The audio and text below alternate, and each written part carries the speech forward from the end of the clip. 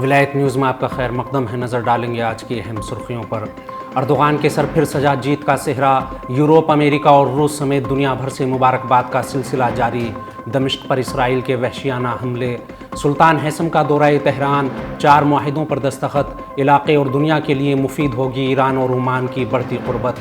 Belarus کے صدر کو دیا گیا زہر، ماسکو کے اسپتال میں زیر علاج۔ ایران دنیا کی 7ویں فوجی طاقت، ہندوستان 4تھے مقام پر پہنچا۔ منی پور میں پھر تشدد بھڑک اٹھا، پولیس اہلکار سمیت 5 افراد ہلاک۔ آسام، میگھالیہ اور اتراکھنڈ میں زلزلے کے تیز جھٹکے۔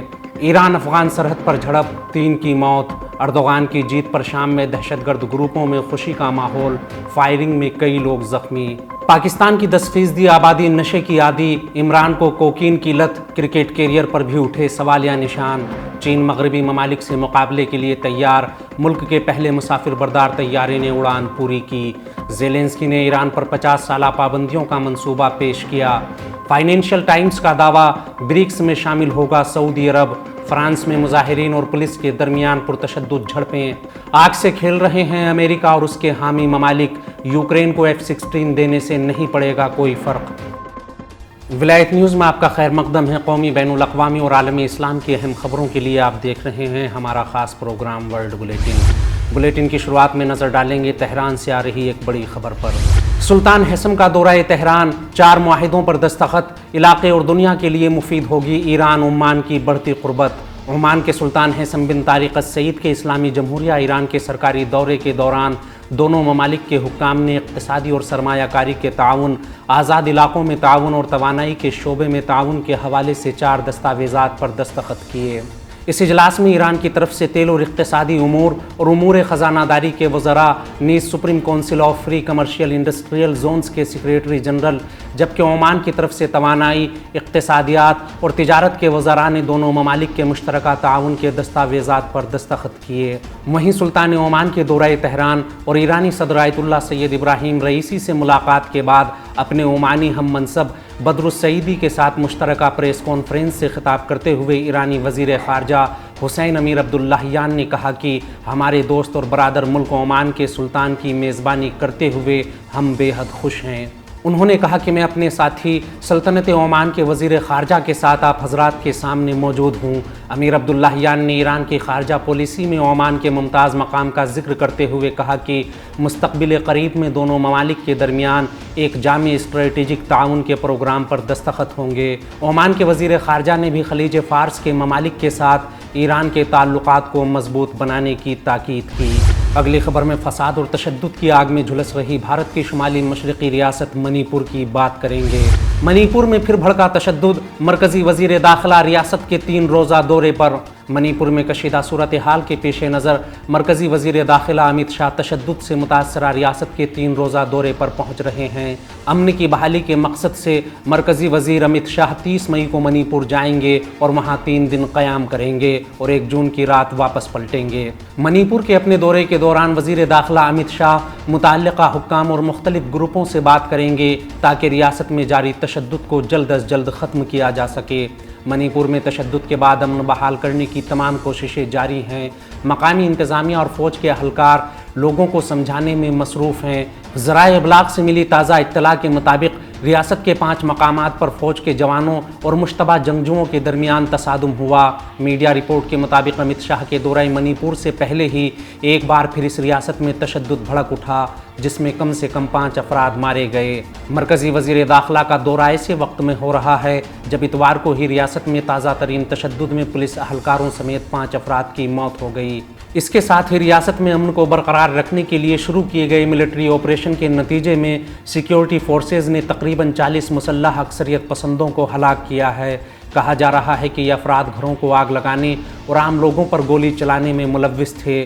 منی پور کے چیف منسٹر بیرین سنگھ نے اس معاملے میں نامہ نگاروں سے بات کرتے ہوئے کہا کہ انہیں اطلاعات ملی ہیں کہ 40 دہشت گرد مارے گئے ہیں۔ اگلی خبر میں عسکری مزاحمت اور داخلی انتشار اور مظاہروں کا سامنا کر رہے مقبوضہ فلسطین پر پڑ رہی نئی آفت کی بات کریں گے۔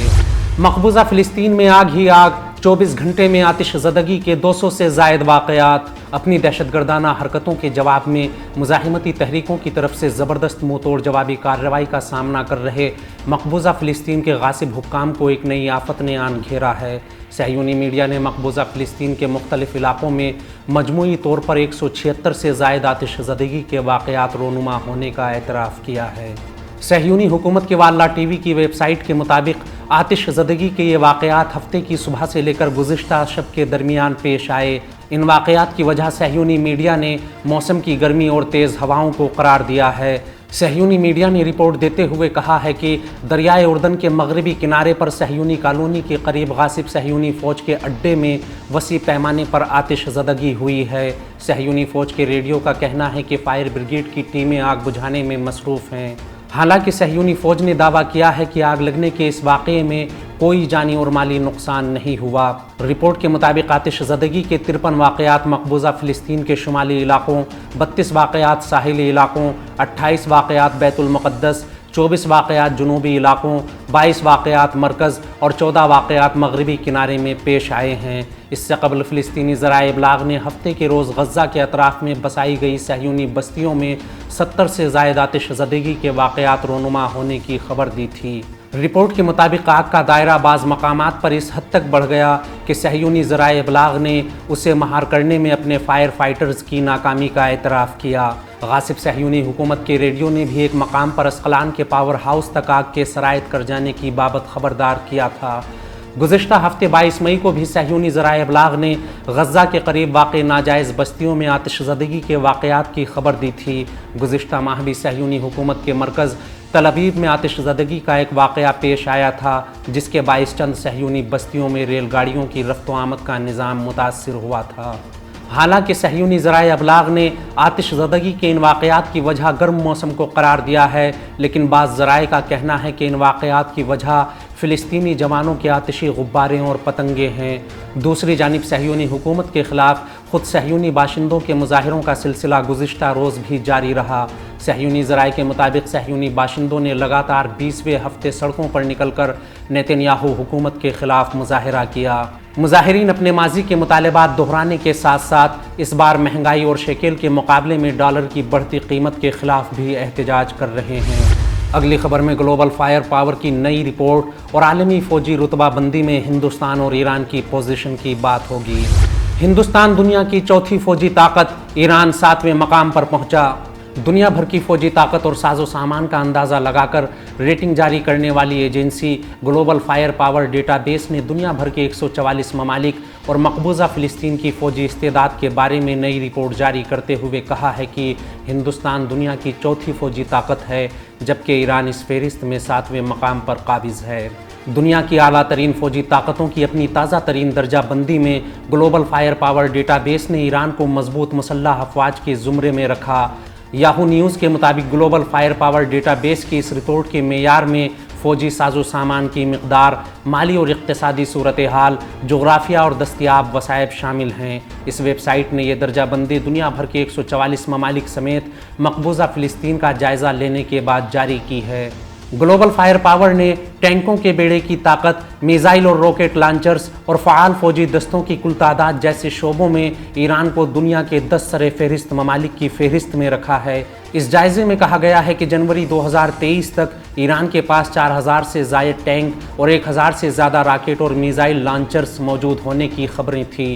ساتھ ہی 5,75,000 افراد پر مشتمل اس ملک کے فعال فوجی اہلکار دنیا کی 7ویں بڑی فوجی قوت ہیں۔ اس خصوصی ویب سائٹ نے ایران کی مسلح افواج کو 2712 پوائنٹس دیے ہیں۔ اس درجہ بندی میں امریکہ، چین اور روس سب سے اوپر ہیں، وہیں ہندوستانی فوج کو اس درجہ بندی میں چوتھا مقام حاصل ہوا ہے، جبکہ سعودی فوج 22ویں اور مقبوضہ فلسطین کی غاصب صہیونی فوج 18ویں نمبر پر ہے۔